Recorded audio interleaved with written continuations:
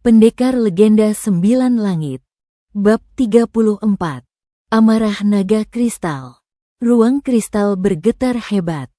Cahaya biru menyilaukan memancar dari tubuh naga kristal yang bangkit sepenuhnya dari tidur ribuan tahun.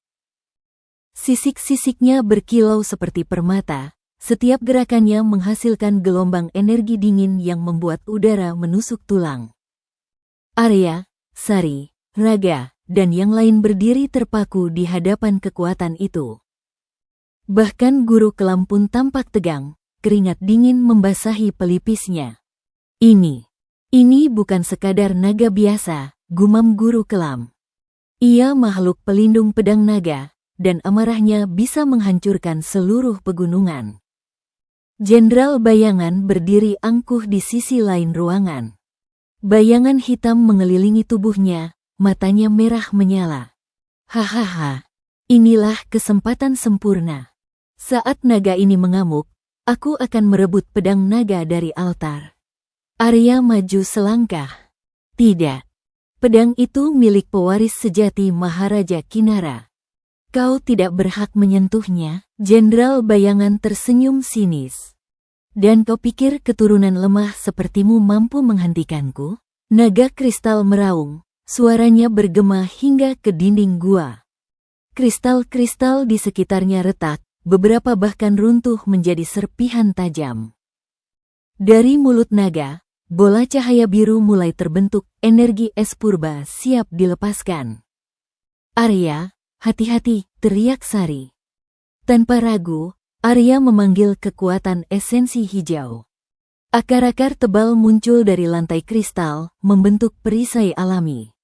Namun saat bola cahaya naga ditembakkan, perisai itu hancur berkeping-keping dan Arya terhempas ke belakang. Tidak mungkin. Bahkan esensi hijau tidak sanggup menahan serangannya. Arya menggertakkan gigi. Di saat kritis itu, liontin giok di lehernya kembali bergetar.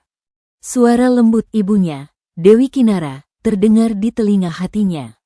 Arya, naga ini bukan musuhmu. Ia hanya marah karena terbangun dengan paksa. Tenangkan amarahnya dengan cahaya hatimu. Arya menutup mata, mengingat kembali cahaya jiwa yang pernah ia gunakan melawan bayangan kegelapan. Ia menarik napas panjang, lalu kedua tangannya memancarkan cahaya putih murni. Naga kristal, aku bukan musuhmu. Aku datang sebagai keturunan Maharaja Kinara, teriak Arya. Cahaya putih itu mengenai tubuh naga. Sesaat, raungannya melemah, tapi Jenderal Bayangan tidak tinggal diam. Ia melompat ke altar, mencoba meraih pedang naga. Tidak, Arya berlari sekuat tenaga. Dengan dorongan esensi hijau, ia meluncur cepat bagaikan anak panah. Benturan dahsyat terjadi ketika Arya dan Jenderal Bayangan sama-sama mengulurkan tangan ke pedang naga. Cahaya biru dan hitam meledak, membuat seluruh ruang kristal berguncang hebat. Arya merasakan kekuatan asing mencoba merenggut jiwanya, sementara dari pedang naga muncul suara berat yang bergema langsung di benaknya. Hanya yang berhati murni yang layak menjadi pemilikku. Arya berteriak, seluruh tubuhnya diselimuti cahaya putih dan hijau.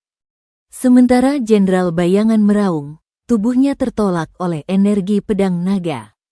Namun, naga itu kembali meraung lebih keras dari sebelumnya, seakan masih belum menerima siapapun. Seluruh gua bergetar, kristal-kristal runtuh, dan udara semakin membeku. Pertarungan belum berakhir. Bab 35. Pewaris Pedang Naga. Ledakan energi masih terasa di seluruh ruang kristal.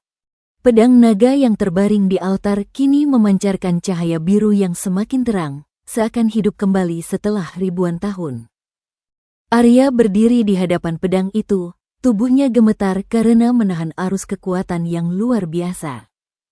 Cahaya putih dari cahaya jiwa berpadu dengan hijau dari esensi alam, membentuk pusaran aura yang melindunginya. Tidak mungkin. Jenderal Bayangan terhuyung. Darah hitam menetes dari sudut bibirnya. Bagaimana mungkin anak bau kencur itu mampu menahan kekuatan pedang naga? Guru kelam, yang sejak tadi berusaha menahan murid-murid lain agar tidak celaka, menatap Arya dengan mata bergetar. Apakah ini saatnya pedang naga memilih pewaris baru? Naga kristal yang mengamuk tiba-tiba berhenti menyerang. Mata birunya menatap tajam ke arah Arya. Raungannya kini berubah, bukan lagi penuh amarah, melainkan seakan menguji. Arya, suara naga bergema di dalam pikiran semua orang. Keturunan Kinara, buktikan hatimu layak. Cahaya pedang naga meledak, membentuk semacam ruang ilusi. Semua orang melihat Arya seolah ditarik masuk ke dalam cahaya biru itu, meninggalkan tubuhnya berdiri kaku di altar. Arya mendapati dirinya berada di hamparan es yang tak berujung. Di hadapannya berdiri bayangan raksasa berbentuk naga, dengan mata biru yang menembus jiwanya. Kekuatan bisa menghancurkan, tapi juga bisa melindungi, suara naga menggema. Apa yang akan kau lakukan bila kekuatanmu melebihi semua orang? Arya menunduk sejenak, lalu menjawab dengan tegas. Aku akan melindungi orang-orang yang kucintai, bahkan jika harus mengorbankan nyawaku sendiri. Naga itu menggeram, anginnya membuat Arya hampir terhempas. Dan bila yang kau cintai mengkhianatimu? Arya terdiam sejenak, tapi cahaya putih dari dadanya kembali bersinar. Maka aku tetap memilih melindungi, karena hatiku bukan ditentukan oleh mereka, melainkan oleh pilihanku sendiri. Cahaya biru tiba-tiba meledak, naga itu mengaum keras, lalu perlahan merunduk.